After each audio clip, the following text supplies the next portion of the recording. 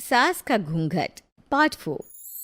अब तक हमने देखा कि देविका के ससुराल के आदमी औरतों को घर के अंदर नहीं आने दे रहे हैं। देविका उन्हें पुलिस में जाने की धमकी देती है, जिससे पूरे गांव में अफरा तफरी मच जाती है। तभी गांव का एक आदमी सरपंच को बुलाकर ले आता है। सरपंच उनके घर के बाहर का नज़ारा देखकर कहते हैं, जोगिंदर जी, ये आपके घर की औरतों ने कैसा हंगामा मचा रखा है। आपका घर तो संस्कारों की मिसाल था, लेकिन ये मैं क्या देख रहा हूँ। आपके घर की किसी औरत ने घूंघट नहीं कर रखा। अब सरपंच जी, हमारे घर की औरतों को इस देविका ने बहकाया है। हमने पहले ही इन सबको चेतावनी दी थी कि अगर ये घर से बाहर गई तो हम इन्हें घर में नहीं आने देंगे। अब ये देविका हमें धमकी दे रही है कि पुलिस को बुलाएगी। क्या? पुलिस? इस गांव का बरसों पुराना इतिहास रहा है। इस गांव में कभी पुलिस नहीं आई। गांव के सभी फैसले हमने मिलजुल कर किए हैं। जोगिंदर, तुम्हारे घर का फैसला पंचायत करेगी। सरपंच जी, आपने ठीक कहा। पंचायत दोनों तरफ की बातें सुने और जो भी फैसला पंचायत करेगी वो हमें मंजूर होगा। तो ठीक है, आज दोपहर को सभी गांव की चौपाल पर इकट्ठा होंगे और वहीं तुम्हारे घर का फैसला होगा। सरपंच वहां से चला जाता है। घर के आदमी घर के अंदर जाकर दरवाज़ा बंद कर लेते हैं और घर की औरतें वहीं घर के बाहर पेड़ के नीचे बैठ जाती हैं। तभी विमला कहती है, देविका बहू, तुम्हें भूख लगी होगी ना? नहीं माँ जी, मुझे भूख नहीं लगी, मैं ठीक हूँ। बहू, तेरा बच्चा छोटा है अभी, तुझे भूखा नहीं रहना चाहिए। वीना, सुजाता, जाओ पास में जो पंडित जी का बाग है ना, वहाँ से कुछ फल तोड़ लाओ। वीना और सुजाता पास के बगीचे से खूब सारे फल तोड़ कर ले आती हैं। सभी औरतें फल खाती हैं। तभी देविका कहती है, आप सब घर से बाहर निकली, घूंघट उतार दिया तो इन मर्दों की इज्जत चली गई, लेकिन हम सब घर के बाहर भूखे प्यासे बैठे हैं। इस बात पर इन अहंकारी मर्दों को शर्म क्यों नहीं आ रही?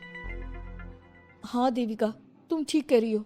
अगर हम मर भी जाए ना, तब भी इन मर्दों के लिए इनके बनाए गए नियम कानून ही अहम रहेंगे, हम नहीं। सुजाता भाभी, मुझे तो सबसे ज़्यादा सचिन पर गुस्सा आ रहा है।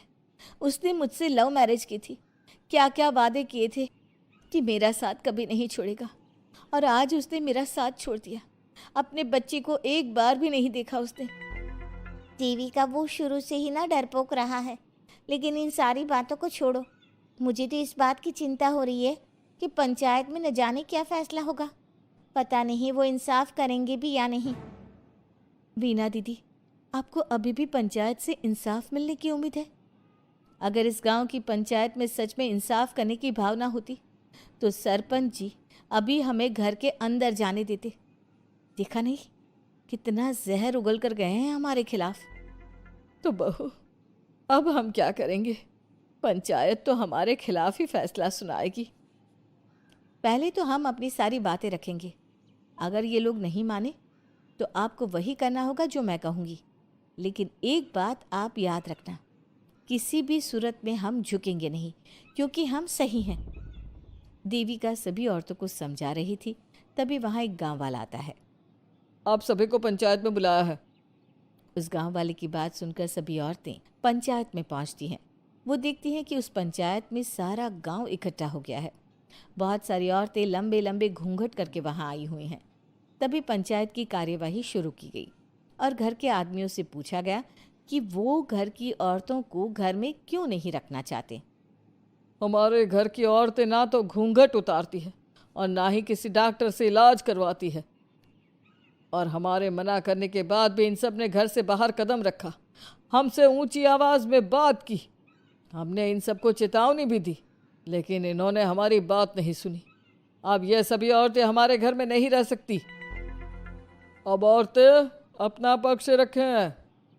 ये कानून की किस किताब में लिखा है कि औरतों को घूंघट करना चाहिए? और अगर मेरे ससुराल की औरतें मुझे डॉक्टर के पास ना लेकर जाती तो ना मेरा बच्चा जिंदा बचता और ना ही मैं। लेकिन दाई अम्मा से हम इलाज करवा रहे थे ना। दाई अम्मा को कुछ समझ में नहीं आ रहा था। देविका का इलाज दाई अम्मा के बस की बात नहीं थी। काफ़ी देर तक दोनों पक्षों में बहस चलती रही। दोनों एक दूसरे पर आरोप प्रत्यारोप लगाते रहे, लेकिन दोनों पक्षों की बात सुनने के बाद पंचायत ने जो फैसला लिया उसके लिए तो देविका पहले से ही तैयार थी। दोनों पक्षों की बात सुनने के बाद पंचायत ने यह फैसला किया है कि सारी गलती महिलाओं की है।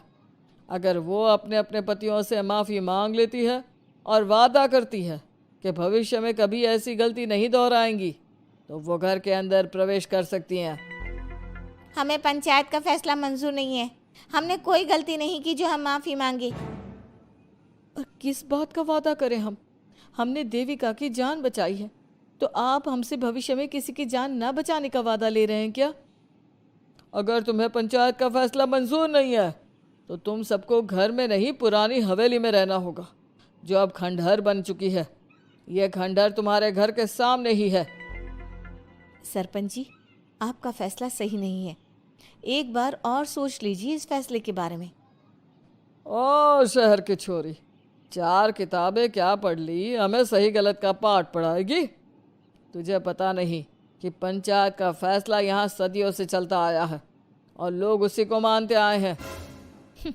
अच्छी तरह जानती हूँ सरपंच जी। अगर मैं चाहूँ तो आपके इस फैसले को कोर्ट की चौखट तक ले जा सकती हूँ। पुलिस को बुलाकर अभी घर के अंदर जा सकती हूँ। पंचायत और घर के आदमियों की शिकायत पुलिस में कर सकती हूँ और अपने बच्चे को उसका हक दिलवा सकती हूँ। लेकिन नहीं, मैं ऐसा नहीं करूँगी। मैं उसी खंडहर में रहूँगी और इस गांव के आदमियों को दिखा दूंगी कि औरत खंडहर को भी महल बना सकती है, और वो भी बिना किसी आदमी की मदद के। सारे गांव की औरतें देविका की बातें सुनकर हैरान हो जाती है। उनका जीवन घूंघट और घर के 4 दीवारी के बीच में ही था। कोई औरत अपने हक के लिए पंचायत से भी टकरा सकती है, ये बात उन्होंने पहली बार सुनी थी। अब देविका घर की औरतों के साथ खंडहर में चली जाती है। माँ जी, ये खंडहर तो काफ़ी पुराना है। भाभी, खंडहर पुराने ही होते हैं। मुझे तो डरावना भी लग रहा है। मैं डर की वजह से कभी इस खंडहर के आसपास भी नहीं आई, लेकिन मुझे क्या पता था कि एक दिन इसी में रहना पड़ेगा। ये तो टूटा फूटा भी पड़ा है। माँ जी, एक काम करते हैं, ये खंडहर तो काफ़ी बड़ा है, इसलिए एक हिस्से की साफ सफाई करके उसे ही रहने लायक बना देते हैं। बाद में धीरे धीरे पूरा खंडहर ठीक कर लेंगे। हाँ बहू, तुम ठीक कह रही हो। विमला भाभी और मैं इस खंडहर के टूटे हुए हिस्सों पर मिट्टी और ईंटें लगा देते हैं। सुजाता और वीना, तुम साफ सफाई कर लो। सभी औरतें मिलकर खंडहर के एक हिस्से को सुधारना शुरू कर देती है और काफ़ी देर तक मेहनत करने के बाद वो उस हिस्से को काफ़ी हद तक अच्छा कर लेती हैं। और इसी तरह रात हो जाती है। सभी औरतें बैठकर बात करती है। माँ, हमने इस खंडहर को घर तो बना दिया है, लेकिन ये घर चलेगा कैसे? हाँ माँ जी, मैं भी यही सोच रही हूँ। और हम सब तो बड़े हैं, गर्मी सर्दी भूख कुछ भी आसानी से बर्दाश्त कर सकते हैं। लेकिन देविका का बेटा बहुत छोटा है, उसे तो हमें अच्छी तरह से पालना होगा ना। मैं भी यही सोच रही हूँ कि आगे हमें क्या करना चाहिए। कम्मू और मैं मिलकर मिट्टी का चूल्हा और मिट्टी के बर्तन बना देते हैं। कुछ दिन के लिए खाने का इंतज़ाम भी हो जाएगा, क्योंकि यहाँ पर खेत और बाग बगीचे आसपास ही हैं, कहीं से कुछ भी ले सकते हैं। पहले आप मुझे ये बताइए कि आप सब लोगों को आता क्या है? मतलब कोई ऐसा काम जिसका आपको शौक हो, जो आपने बचपन से किया हो। बहू, तेरे दिमाग में चल क्या रहा है? माँ जी, बहुत कुछ चल रहा है। बस अब हमारा सारा ध्यान इस बात पर होना चाहिए कि हम अपने लिए अच्छे से अच्छा क्या काम कर सकते हैं। आप सब हिम्मत से और समझदारी से काम लो, फिर देखना हम इस खंडहर को भी महल बना देंगे।